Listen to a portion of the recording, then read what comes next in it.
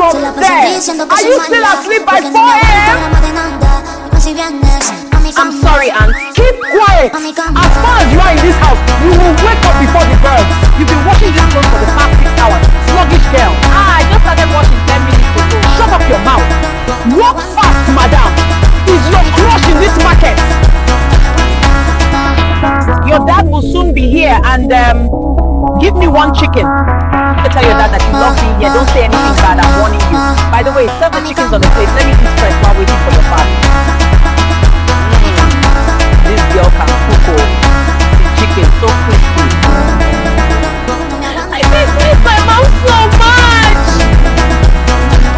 I just hope my dad takes me along with him since he's coming to visit today. I'm just tired.